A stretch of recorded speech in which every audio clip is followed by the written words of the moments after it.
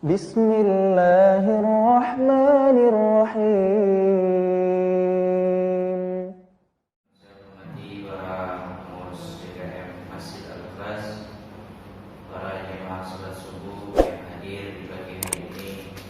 Semoga semuanya diberikan kesehatan oleh Allah Subhanahu wa taala, diberikan nikmat-nikmat dan Islam yang sempurna sehingga kita bisa melaksanakan aktivitas ibadah kepada Allah dengan baik, yang insyaallah kita pagi hari ini akan membahas tentang bab baru, yaitu tentang sholat safar, sholat di dalam perjalanan. Kayaknya jemaah Masjid Al-Ikhlas ini suka traveling, ya? Suka jalan-jalan, Pak?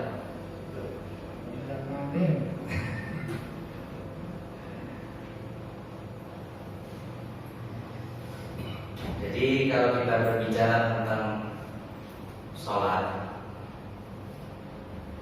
itu sebenarnya kita tetap berbicara tentang bagaimana kita memperbaiki hubungan dengan Allah Subhanahu wa taala.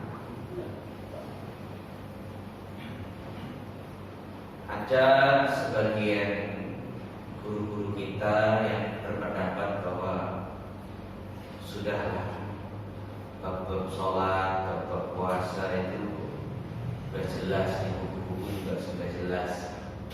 Kita membahas yang kekinian-kekinian saja, karena problem umat itu kompleks.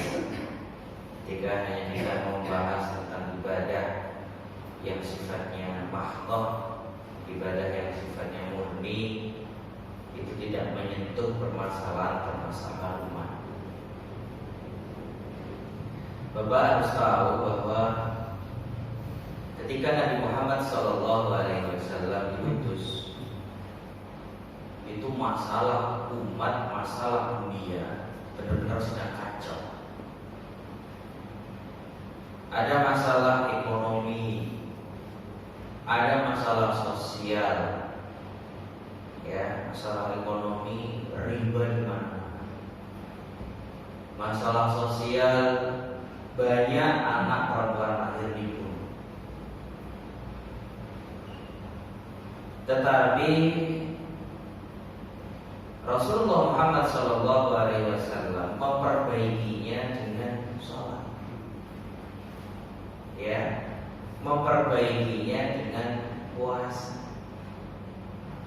Artinya saat ibadah-ibadah kita kepada Allah Subhanahu wa taala ini benar, sesuai dengan tuntunan Rasulullah Muhammad SAW, maka permasalahan-permasalahan yang sifatnya cabang-cabang itu, entah permasalahan ekonomi, sosial, budaya, dan juga yang lainnya, ini akan mengikut.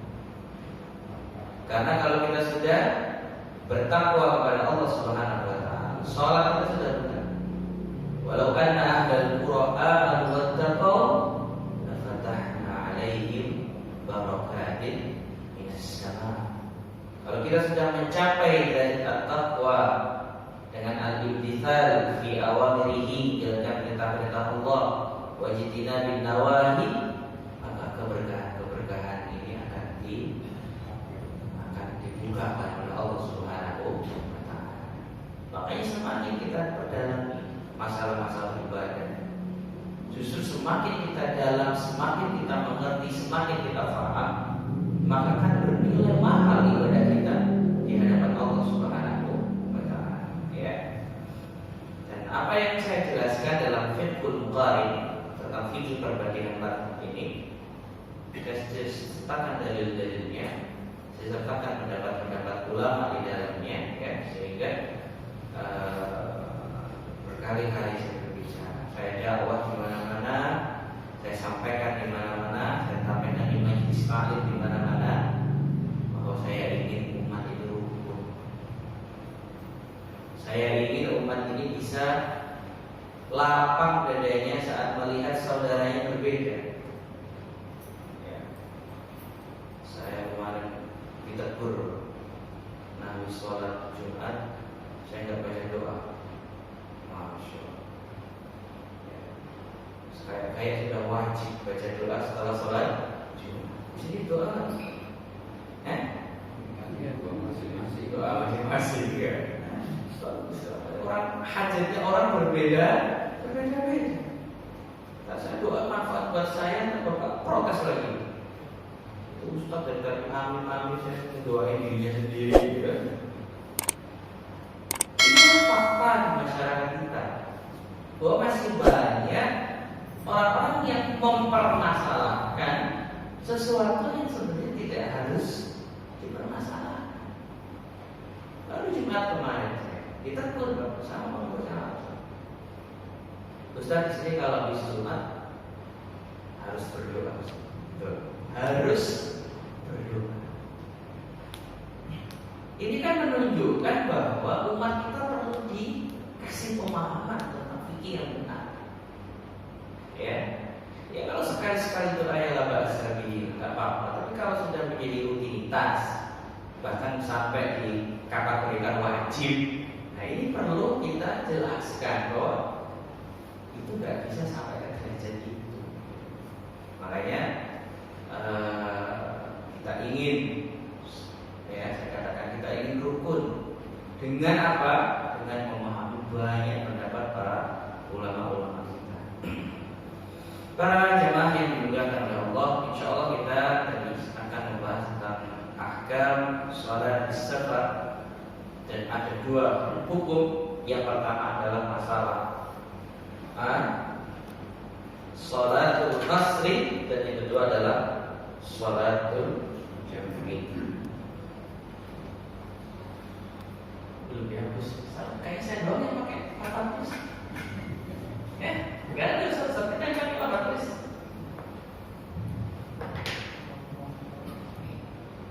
Baik. Saya tuh ada dalil. Bapak kalau Ustaz, kenapa harus pakai papan tulis? Ada dalilnya. Ya, Rasulullah Muhammad SAW pernah mengajar di Masjid Nabawi dan beliau menggambar.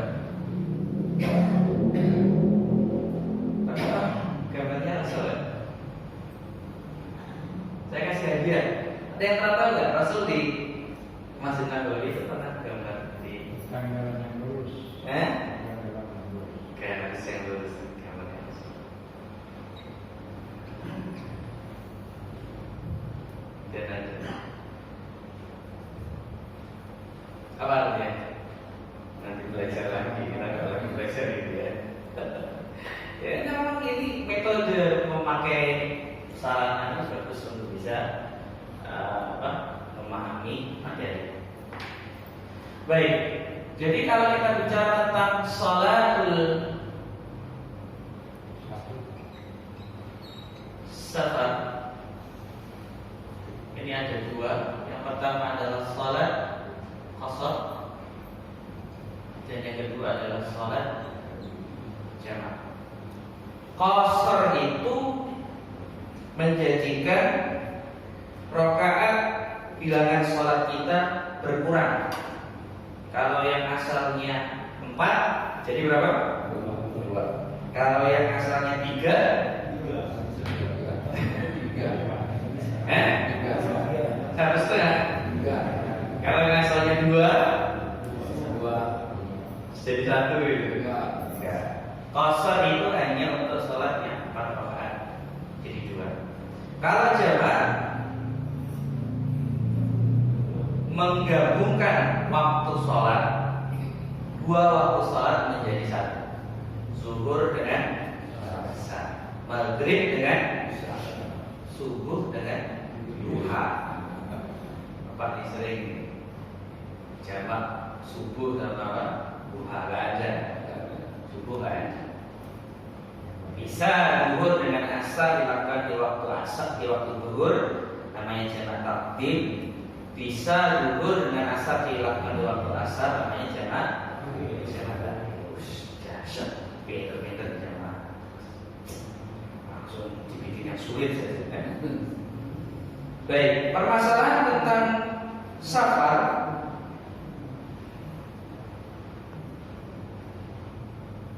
atau permasalahan tentang qasar. Kita ke qasar dulu ya sebelum kita ke masalah jamak. Itu ada 5 permasalahan.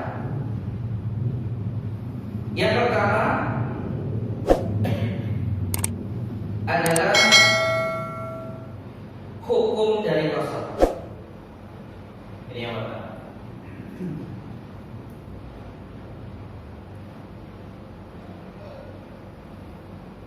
Hukum dari qasar. Kemudian yang kedua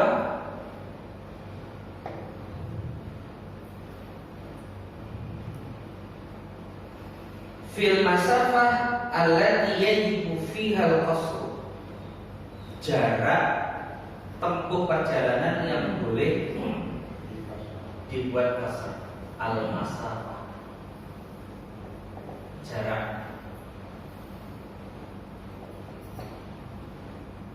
Ini yang kedua. Yang ketiga, fi safar alladhi yajibu fihi al-qasar. Perjalanan apa yang diperbolehkan mengqasar? Ini bentuk safarnya. Safar apa? Perjalanan yang model bagaimana? Ya, yang diperbolehkan kita mengqasar. Kemudian yang keempat, al-waqtu ya. Rabi fil mawdi alladhi yubda'u minhu al-musafir bil taqsir. Tempat pertama kali dimulai safar.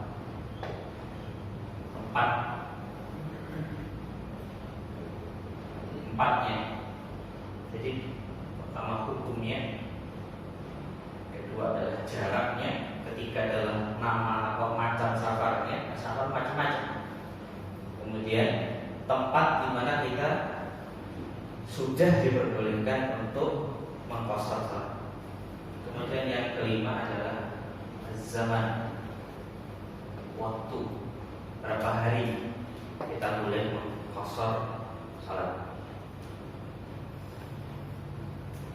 Di dalam masalah hukum qasar, fa innahu ikhtalafu fihi ala arba'ati aqwal. Hukum qasar itu ada 4. Fa minhum man ra'a anna al-qasra huwa fardul musafir al-muta'ayyin 'alaihim.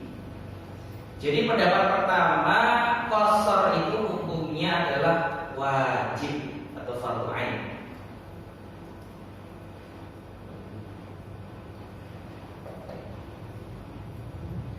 Kemudian pendapat yang kedua, al-qasra wal itmam kilahuma fardun mukhayyarun lahu kal khiyar fi wajibil kafarah. Ada yang mengatakan ya sama saja antara fardu dan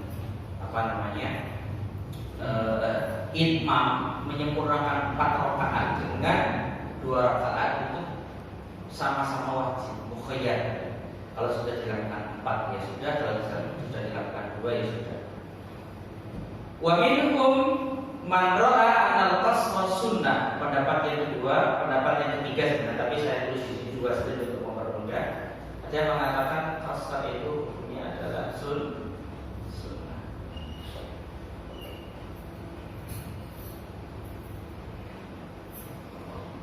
Ya. Wa minhum man ra'a annahu rukhsah. Ada yang berpendapat bahwa qasar itu adalah rukhsah, keringanan. Wa annal itmam afdal, dan menyempurnakan itu lebih utama. Jadi ada yang mewajibkan, ada yang mensunnahkan. Kemudian yang ketiga ini masalah tafdil, mengutamakan. Mengutamakan.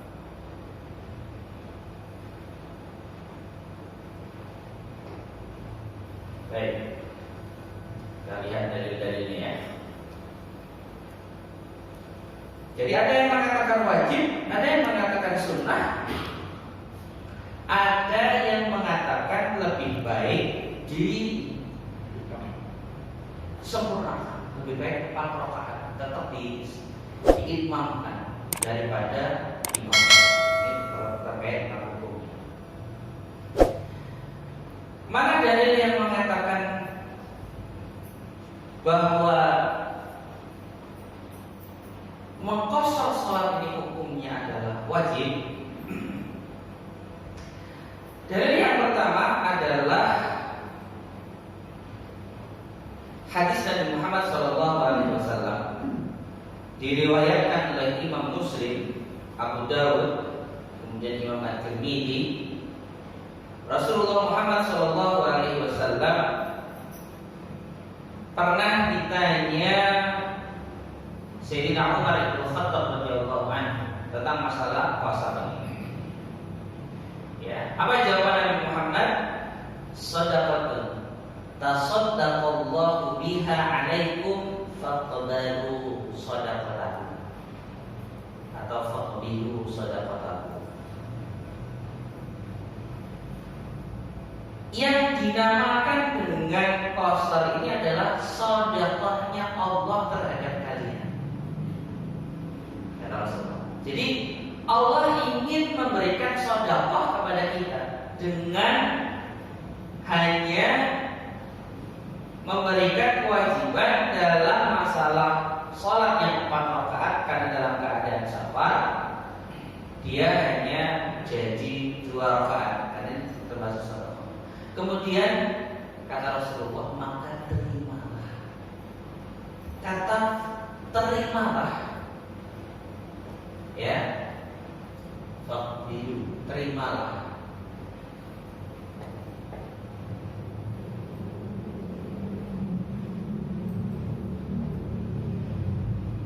Ini kata ulama, perintah ini adalah perintah yang wajib.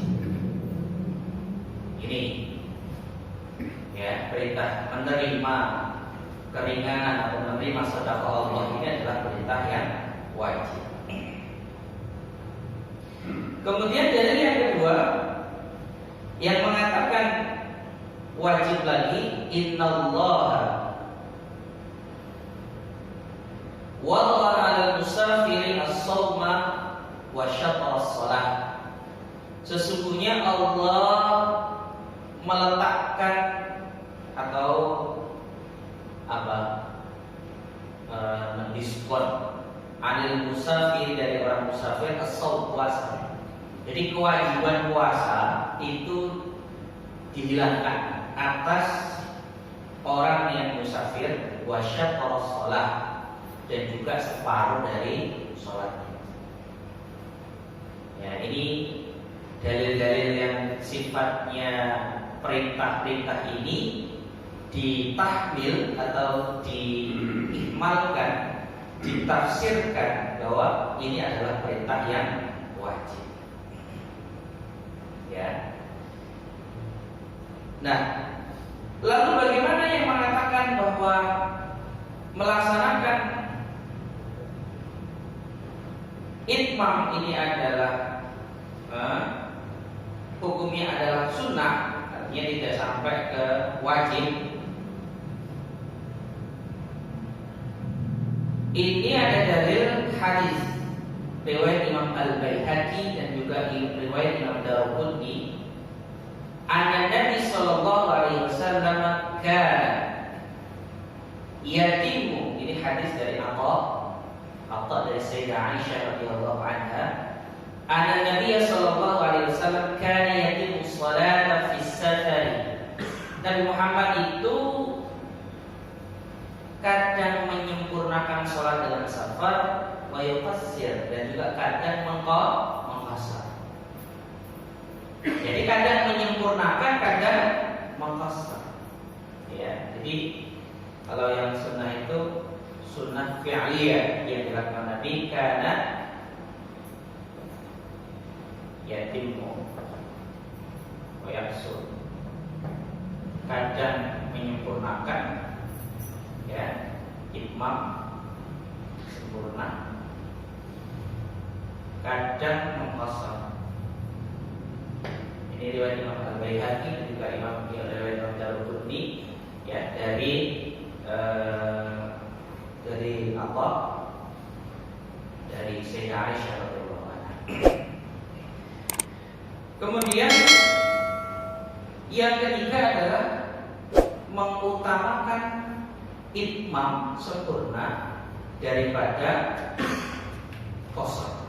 Jadi kalau Pak Safar kalau mampu lebih baik 4 rakaat zuhurnya, asarnya tetap 4 rakaat, isyanya tetap 4 rakaat.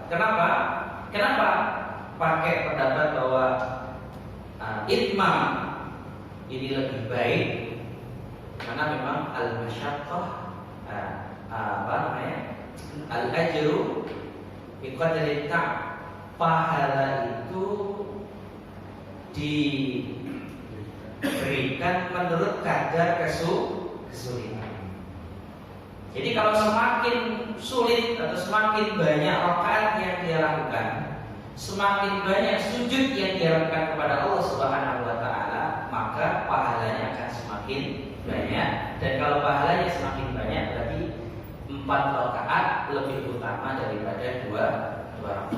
Alhamdulillah, inilah perbedaan ulama dalam masalah hukum masalah salat qasr, salat qasar. Ya. Maklum. Kemudian yang kedua adalah al-masafah allati yajuzu fiha al-qasr, jarak yang diperbolehkan orang untuk mengqasar. Berapa Pak jaraknya Pak? Ada yang 83, ada yang 80, ada yang kalau kita main ke Senen boleh nggak mengqasar sholat?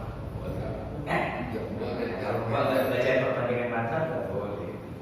Nanti kita akan lihat bagaimana para ulama secara keseluruhan berapa masafah jarak yang diperbolehkan orang untuk sampai mengqasar. Pendapat yang pertama, fa'inal ulama ikhtalafu fi dzalika aidan ikhtilafan katsiran. Fadhahaba Malik wa Syafi'i wa Ahmad wa jama'ah katsiran ila anna as-shalah tuqsar fi 4 burud wa hiya wa dzalika masiratu yaumin bis-sayr al-wasthi. Jadi sebenarnya ini hukum hasilnya ya. Saya itu ya Bapak kalau ditanya berapa jaraknya orang boleh safar? 84 kilo. Emang zamannya Nabi udah ada kilo? Dan terus kok pakai hitungan kilo itu Bang? Siapa yang ngomong? Ustaz yang ngomong. Sebenarnya gimana? Ya seperti gini Pak, saya nanya, subuh jam berapa? Subuh itu kapan? Bapak jawabnya jam 4 lebih 6 menit. Cuma kan di zaman Nabi nggak ada apa? Nggak ada jam. Dan sebenarnya hukumnya subuh itu adalah ketika fajar shadiq itu muncul.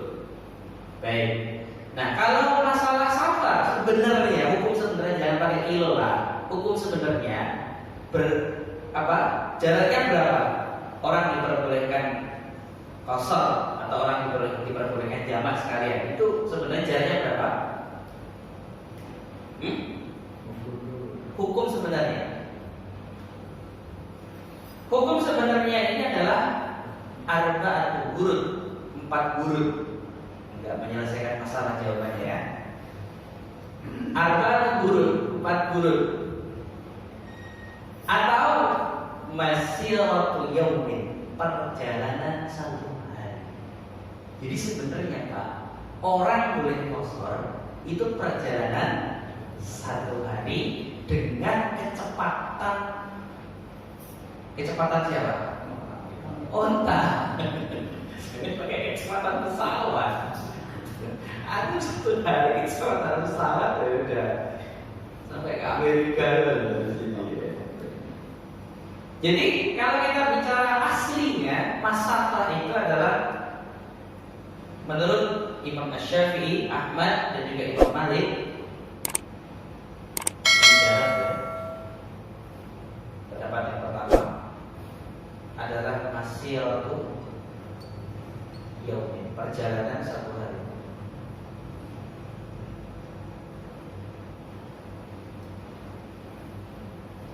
Kemudian ditafsirkan 4 burud.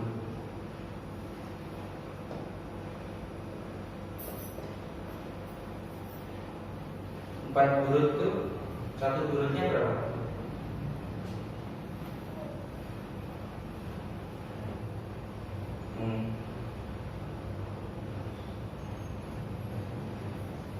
Al-burud yusawi isnain wa ishrina kilometer.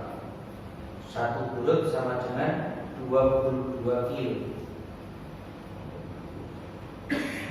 Satu burud sama dengan 22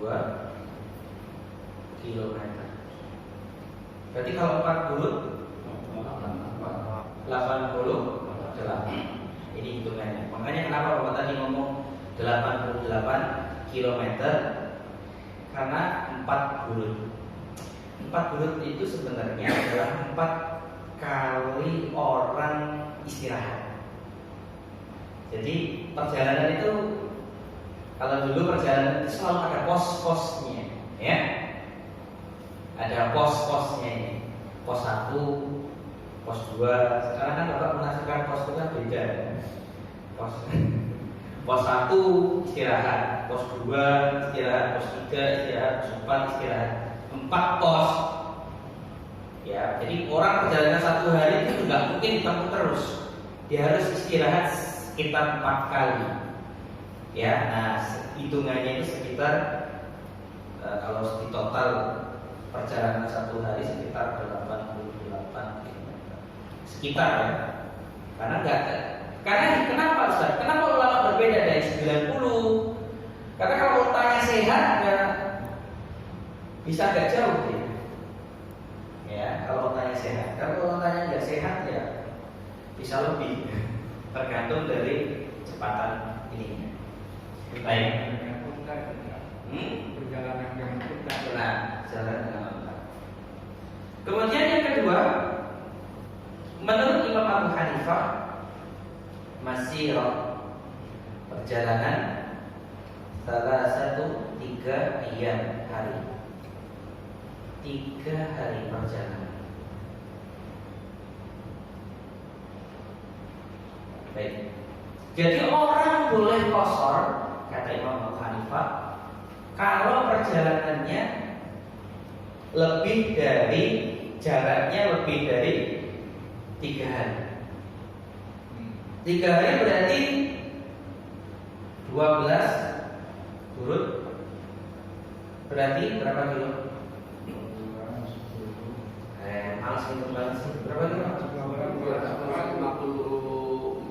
264.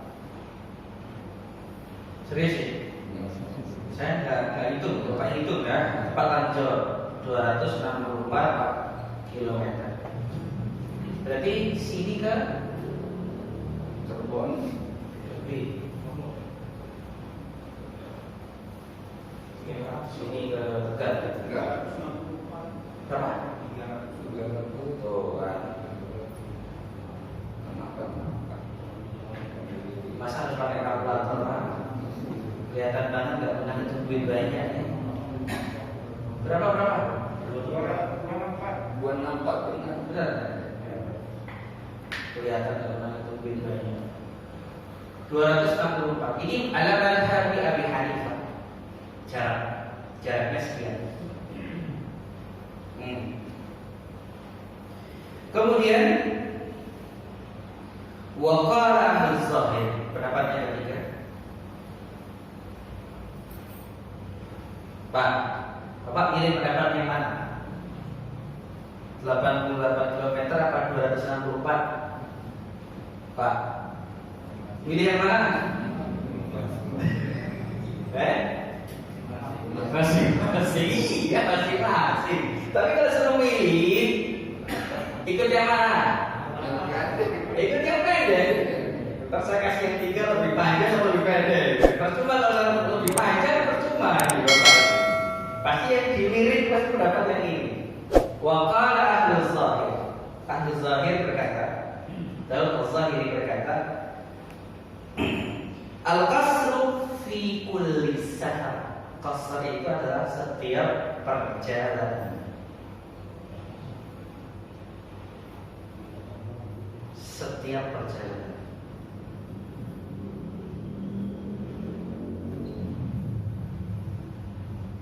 Baik perjalanan jauh atau perjalanan dekat. Ini pendapatnya ahli zahir. Jadi kalau kita ikut pendapatnya ahli zahir, Bapak ke pasar Senen, kosong terus. itu sudah bisa kosong.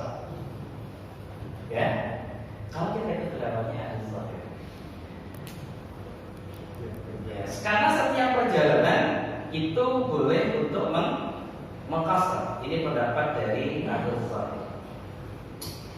Baik, saya akan coba jelaskan usul fikihnya. Tolong ini agak ini ya, agak mikir sedikit. Sebenarnya kalau kita berbicara tentang dalil, ya, maka banyak dalil-dalil yang digunakan oleh para ulama ini dengan melihat pendekatan dari bahasa. Bapak kalau lihat perjalanan 1 hari ini baru disebut dengan safar, ya. Jadi orang itu perjalanan 1 hari baru disebut dengan safar. Bapak kalau lihat ini, kenapa harus ada 1 hari, kenapa harus ada 4 hari? Karena orang melihat masyaqqah, kesulitan orang dalam safar itu berbeda-beda. Ada orang yang perjalanan 1 hari itu udah capek, udah harus mengqashar salatnya. Ada yang mengatakan 3 hari baru apa? Baru capek, sehingga hukum qashar itu diikat atau diilahkan. Tolong ya, ini agak bahasanya kayak begini. Dibuat alasan, diperbolehkan orang mengqashar itu ilahnya adalah masyaqqah. Apa artinya masyaqqah? Kesulitan, kepayahan. Karena adanya masyaqqah dalam perjalanan, maka ada ulama yang berijtihad masyarakat yaumi, perjalanan 1 hari, baru orang itu masyaqqah, baru orang itu kesulitan. Ada yang berpendapat masyarakat thalathati ayyam, perjalanan 3 hari, baru masyaqqah. Ya, nah, pendapat Al-Imam Daud al-Zahiri, masyaqqah dengan tidak masyaqqah, sulit atau tidak sulit, itu bukan dilihat dari jarak, kata Imam Daud al-Zahiri, tapi dilihat dari keadaan orangnya. Lah kalau orang tua renta jalan ke pasar Senen, jangan pakai hitungan sekarang, pakai mobil, enak. Orang udah tua renta jalan ke pasar Senen, masyaqqah enggak? Masyaqqah, sulit dan kesulitan. Makanya Al-Imam Al-Zahiri mengatakan fi kulli safar, pada setiap perjalanan tidak dihitung jaraknya, pokoknya orang mengalami kesulitan dalam safarnya itu boleh langsung ke kosong. Bahkan langsung boleh jamak kosong. Ini Bapak harus paham. Cara istinbatnya itu seperti ini. Jadi ada orang yang melihat kesulitan itu perjalanan 1 hari, ada ulama yang melihat kesulitan itu perjalanan 3 hari, ada ulama yang melihat kesulitan itu bukan pada jaraknya. Makanya di era modern bagus, maka jarak itu terkadang tidak menjadi alasan orang boleh kosor. Ada orang melakukan perjalanan, dia dosen, bapak dosen dari Jakarta ke Surabaya, tapi pakai jet pribadi, ada pramugarinya, ada makanan enaknya. Masya Allah enggak? Masya Allah apaan? Cuma 1 jam perjalanan ke Surabaya. Maka menurut Al-Imam Al-Zahiri, ketika masyaqqah itu tidak ada, maka tidak ada hukum qasar. Tapi ya, bapak ke Rawamangun, masuk dari tol Kelapa Gading, macet sampai ke Rawamangun, bisa 3 jam. Boleh tidak bapak mengqasar sholat? Kalau kita mengikuti pendapat Al-Imam Al-Zahiri, boleh. Kenapa? Karena hukum qasar tidak dihitung dari jarak, tapi dihitung dari masyarakat. Ikut pendapat yang mana? 1, 2, atau 3?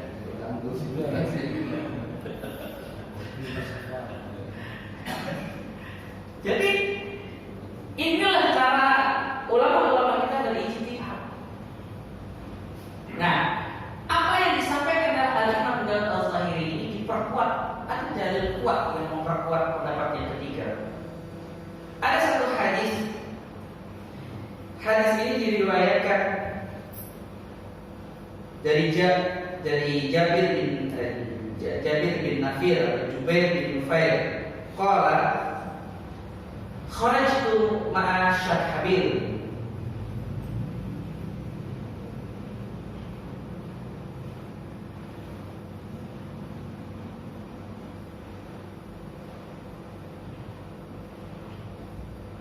Jadi si Jubair ini ngomong kepada temannya,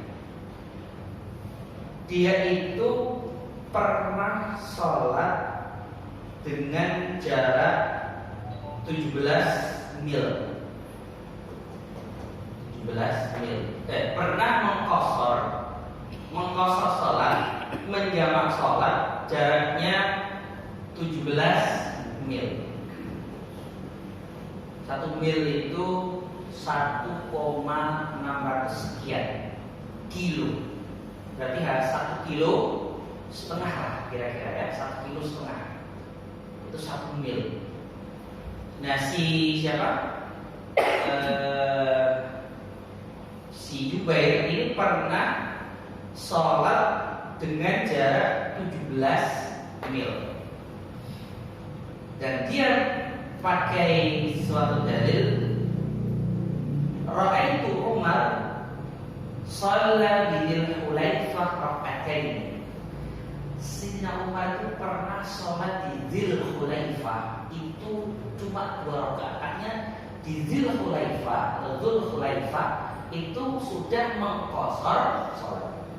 Dan beliau mengatakan, innama af'alu kama ra'aitu Rasulullah sallallahu alaihi wasallam yaf'al.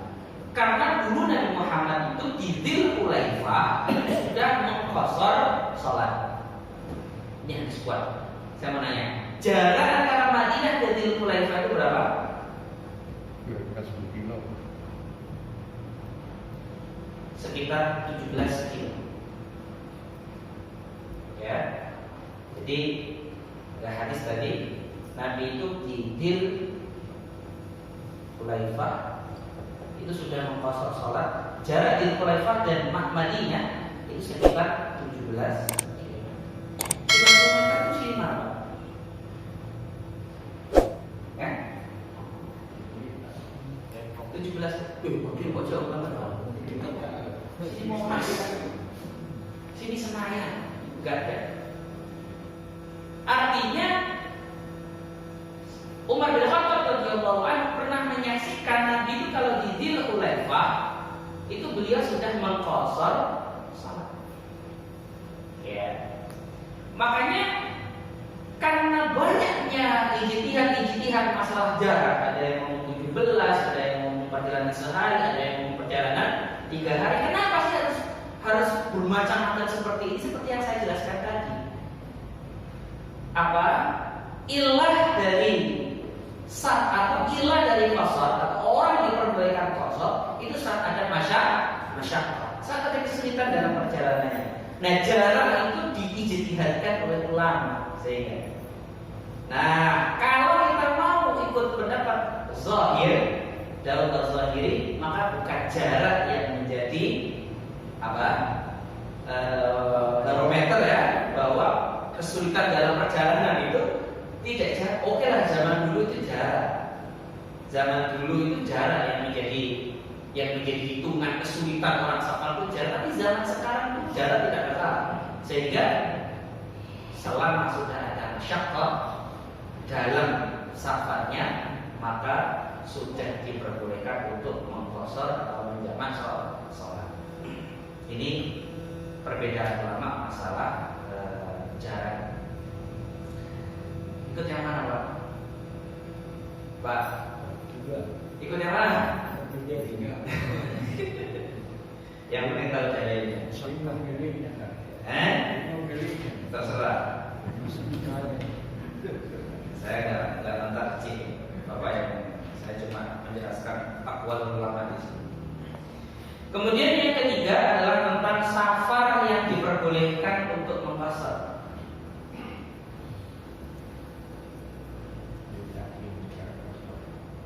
Bentuk safarnya itu apa? Yang pertama adalah safar ibadah.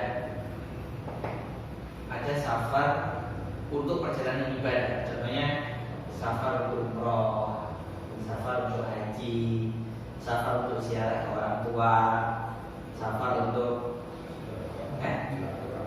silaturahmi, apa lagi? Ada safar yang sifatnya adalah mubah. Kalau mubah itu apa? Piknik.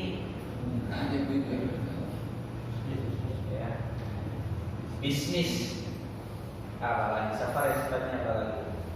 Mubah.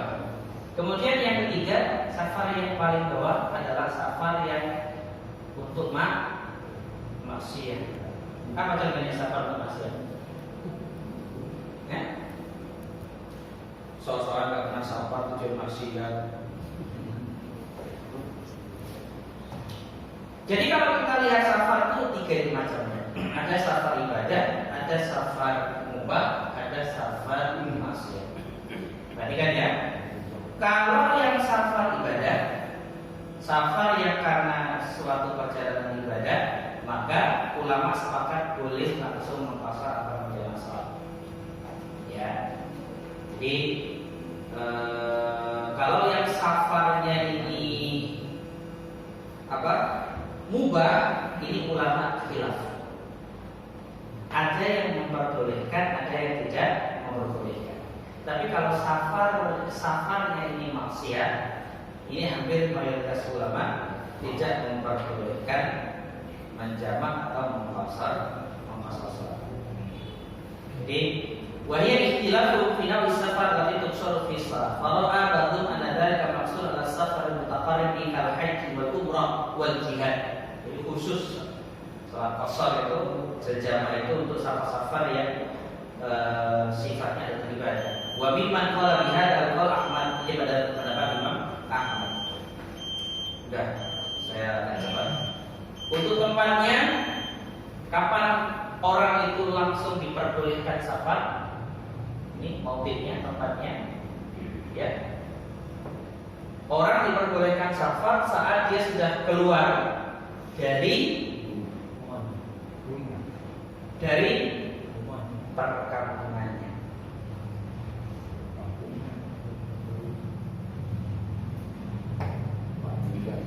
Bukan rumah, tapi apa? Perkampungannya, kampungnya. Ini pendapat dari Imam Malik. La yusar as-salat al-juri bis-safar hatta yakhruja min buyutil qaryah. Wa la yatimu hatta yadkhula awwala buyutiha wa qad rawa anhu annahu la yusallaka wa la yajaba hatta yadkhula min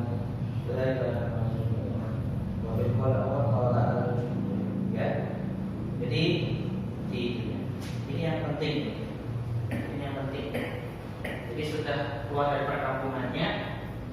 sudah selesai safarnya juga ketika sudah masuk di perkampungannya. Ini berbeda dengan hukum sholat qasar, ini berbeda dengan hukum sholat jamak ya. Kalau jamak boleh dilakukan dia masih di rumah. Nanti kita masuk ke qasar. Tapi kalau yang qasar, pendapat Imam Malik rahimahullah taala sudah keluar dari apa? Kampungnya. Nah, untuk zaman ini penting. Waktu Bapak pulang ke Surabaya, nginep di Surabaya 1 minggu. Boleh nggak kita mengkosor selama 1 minggu? Tidak boleh. Berapa mayat maksimal? 3 hari. Bapak itu sudah mempelajari madhab sebelumnya. Itu adalah madhabnya Imam Asy-Syafi'i rahimahullah. Ya. Jadi waktu dalam safar, waktu diperbolehkan kita safar atau kita diperbolehkan qasar itu para ulama mengatakan ada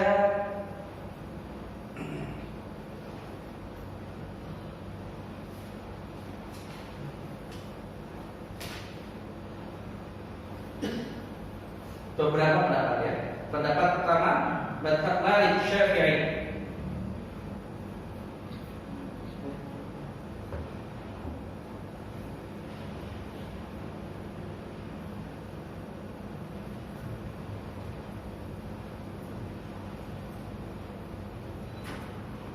Saya cepat. Ada yang bicara 3 hari, ada yang berbicara 4 hari, ada pendapat ketiga 5 hari, ada pendapat keempat 15 hari, ada pendapat yang kelima tidak terbatas.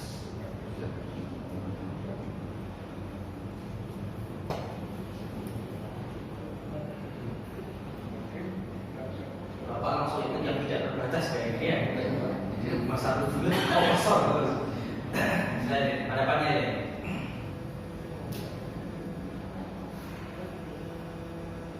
Jadi masalah ini, masalah waktu ini sangat sangat banyak sekali khilafnya. Kenapa sangat banyak sekali khilafnya? Karena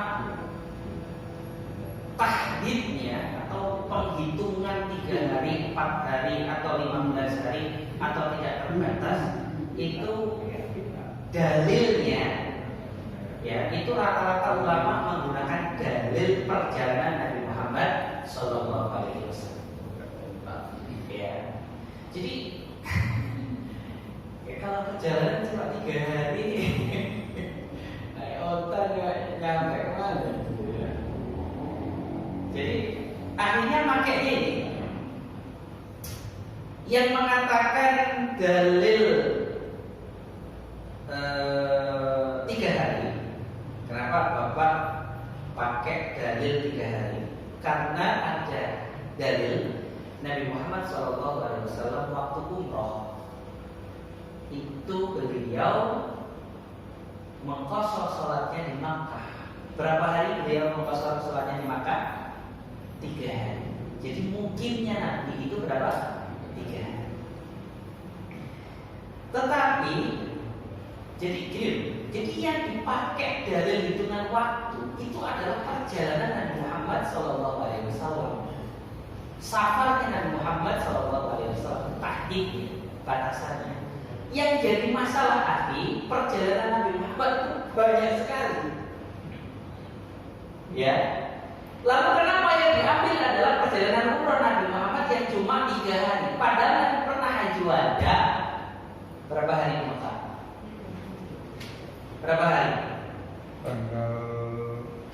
Mulai tanggal 5. Ada riwayat khamsata asyara yauman, 15 hari.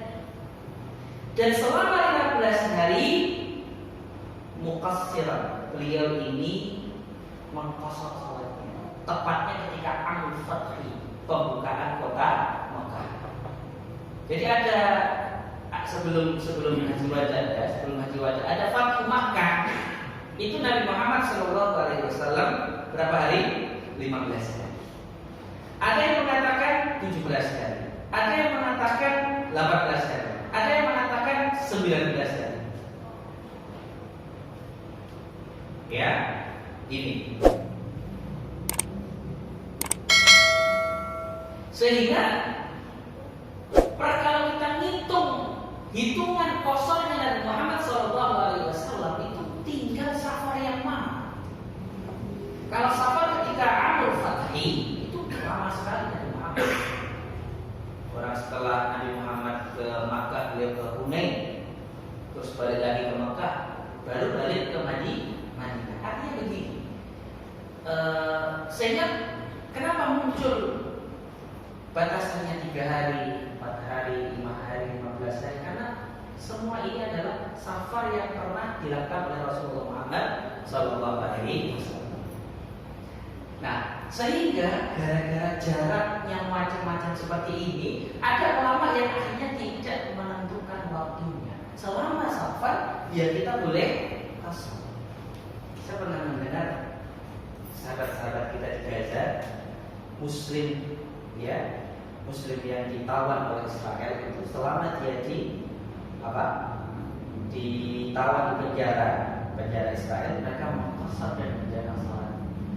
Karena mereka masih merasa bahwa itu bukan, itu dia dalam keadaan safar terus, ya, tidak di rumah.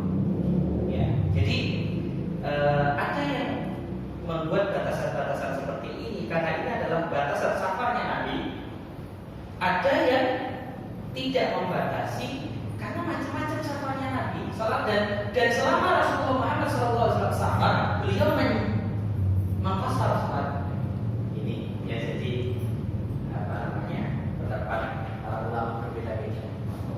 Makanya terserah Bapak mau ikut yang 3 hari, Bapak yang mau ikut 4 hari, 5 hari, 15 hari. Kalau Bapak selama masih belum niat mungkin, maka Bapak diperbolehkan untuk mengqasar salat. Ya. Tapi kalau kita lihat pendapat jumhur mayoritas ulama, di situ adalah 3 hari atau 4 hari. Itu pendapat mayoritas ulama di dalam mazhab Syafi'i, kemudian di dalam mazhab Hambali, di dalam mazhab Maliki. Baik, ada pertanyaan Pak? Masalah sekarang di sini. Silakan. Saya mau menjawab tadi masalah doa setelah Jumat itu. Kan menurut antum itu sunnah atau tidak wajib gitu kan? Nah, bagaimana sikap kita andai kata itu tidak wajib dan tidak sunnah terhadap perbuatan yang dilakukan tadi?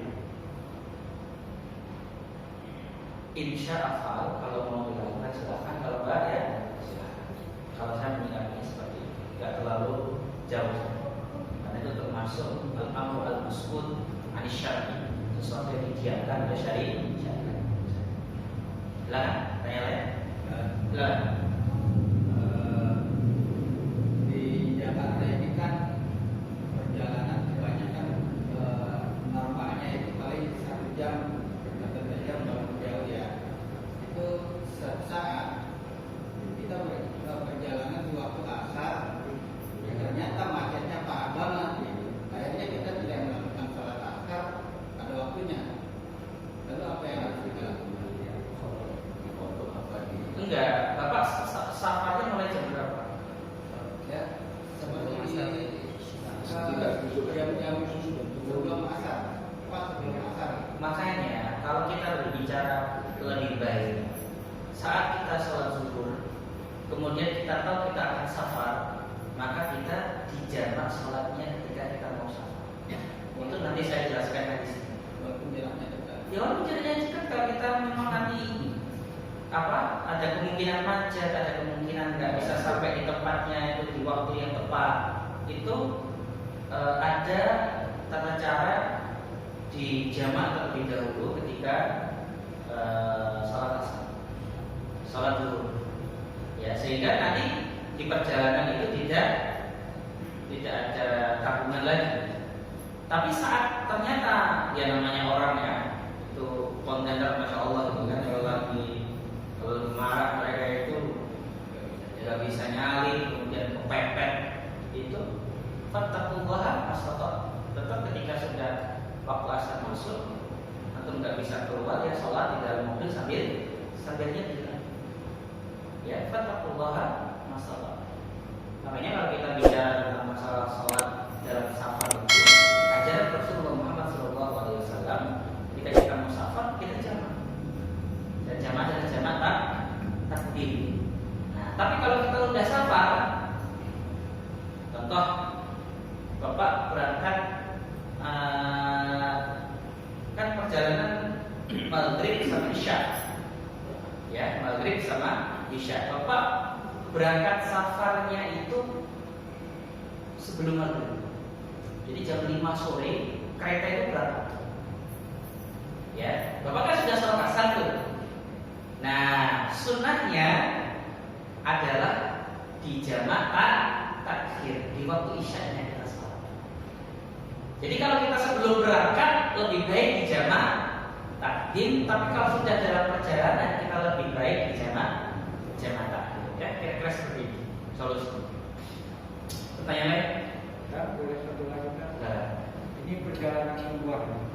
Kita ke suatu daerah, kemudian kita pulang. Waktu pulang itu tiba saatnya sholat maghrib. Terus kita berhenti di masjid, kita sholat berjamaah. Itu bagaimana? Maksudnya, ya benar seperti itu harus. Berapa tepat begitu? Iya. Iya, boleh seperti itu. Jadi kalau kita memungkinkan ya kita berhenti. Ya. Dan memang harus berhenti lah. Kecuali kalau katanya tidak mungkin. Cukup Pak? Baik. Jadi intinya adalah sholat safar ini macam-macam para ulama, ya bisa apa? Hukumnya ada yang mengatakan qasar, ada yang mengatakan wajib, ada yang mengatakan sunnah, ada yang lebih baik diimamkan. Kemudian waktunya ada yang mengatakan perjalanannya, itu ada yang mengatakan perjalanan 10 hari, ada yang mengatakan perjalanan 3 hari, ada yang mengatakan tidak terpaut dengan perjalanan. Pokoknya ketika sudah ada kesulitan dalam safar, kita boleh mengqasar sholat atau menjamak sholat, ya. Kemudian yang ketiga adalah macam safarnya. Ini untuk yang safar ibadah ulama sepakat boleh. Kalau yang ubah ulama khilaf.